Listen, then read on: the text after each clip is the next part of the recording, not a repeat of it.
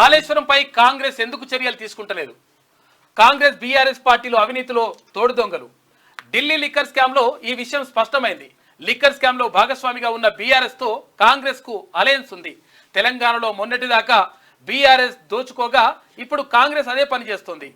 Kaleshwaram project నిర్మాణం పెద్ద scam అన్న కాంగ్రెస్ పార్టీ ఎందుకు చర్యలు తీసుకుంటలేదు? అధికారంలోకి వచ్చాక ఆ ప్రాజెక్టుకు సంబంధించిన ఫైల్స్ ను కాంగ్రెస్ తొక్కిపెడుతోందని చెప్పేసి ప్రధానమంత్రి నరేంద్ర మోడీ ఆరోపిస్తున్నారు.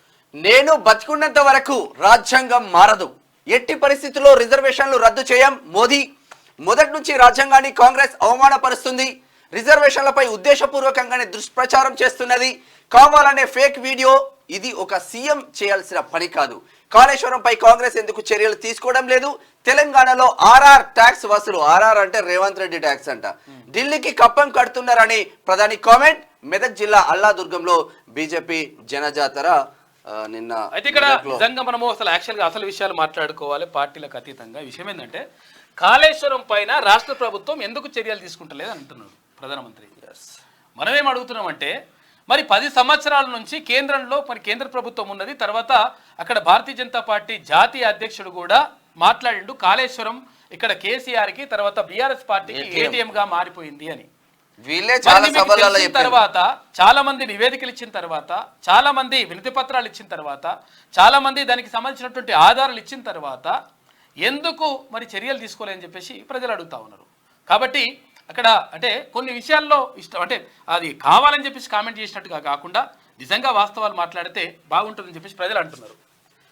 తాను బతుకున్నంత వరకు రాజ్యాంగాన్ని రక్షిస్తానని, ఎస్సీ ఎస్టీ ఓబీసీ రిజర్వేషన్లు కొనసాగుతాయని ప్రధానమంత్రి నరేంద్ర మోడీ అన్నారు. మొదటి నుంచి రాజ్యాంగాన్ని కాంగ్రెస్ అవమానపరుస్తుందని చెప్పారు.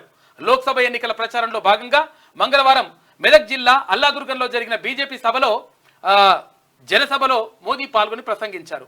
రాజ్యాంగంపై మాకున్న గౌరవాన్ని ఎవరూ శంకించాల్సిన పని లేదు. నేను బతుకున్నంత వరకు రాజ్యాంగం మారదు.